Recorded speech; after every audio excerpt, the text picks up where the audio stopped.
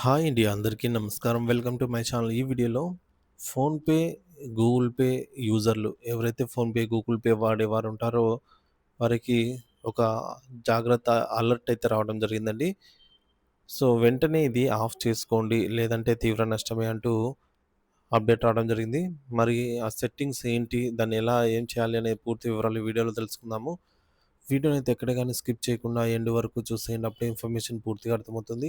అలాగే వీడియో చూస్తున్న ప్రతి ఒక్కరు వీడియోకైతే లైక్ చేయండి ఫ్రెండ్స్. ఈ వీడియోని తోటి ఉద్యోగ పెన్షన్ మిత్రులతో అయితే షేర్ చేయండి. కొత్తగా మన ఛానల్‌ని చూస్తున్నవారు ఇంకెవరైనా సబ్స్క్రైబ్ చేసుకోకుంటే వెంటనే మన ఛానల్‌ని సబ్స్క్రైబ్ చేసుకోండి. దీని ద్వారా నేను చేసే లేటెస్ట్ వీడియోస్ అన్నీ మీ వరకు రీచ్ అవుతాయి.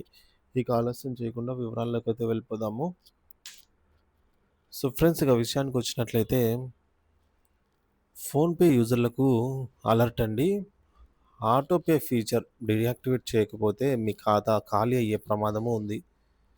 అదేంటంటే ప్రస్తుతం డిజిటల్ యుగంలో ఆన్‌లైన్ చెల్లింపులు మన జీవితాల్లో విడదీయరాని భాగంగా మారాయి.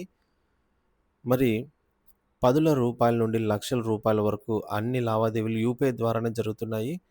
ఫోన్‌పే, గూగుల్ పే వంటి యాప్‌లు ఈ ప్రక్రియను మరింత సులభతరం చేశాయి. ముఖ్యంగా ప్రతి నెలా చెల్లించే మొబైల్ రీచార్జ్‌లు, ఇంటర్నెట్ బిల్లులు, కరెంటు బిల్లులు వంటి వాటికి ఆటోపే ఆప్షన్ చాలామంది ఎనేబుల్ చేసుకొని ఉంటారు. ఈ ఫీచర్ వల్ల మనకు సమన్వయంతో పాటు బిల్లులు గుర్తుపట్టకు గుర్తుపెట్టుకునే అవసరం కూడా లేకుండా వాటంతట అవే స్వయంచాలకంగా ఆటోమేటిక్‌గా అయితే చెల్లించబడతాయి.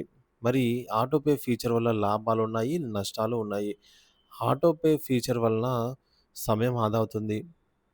అది కరెక్టే. చెల్లింపులు సకాలంలో జరుగుతాయి.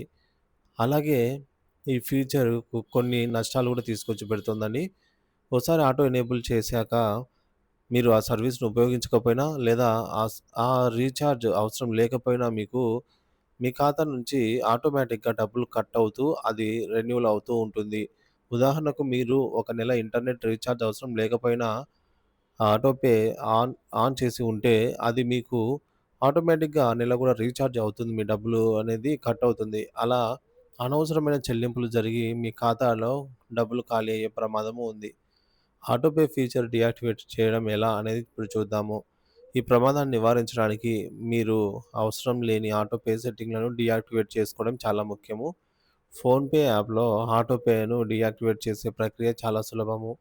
సో, ముందుగా మీ మొబైల్ ఫోన్‌లో ఫోన్‌పే యాప్ అయితే ఓపెన్ చేయండి. సో,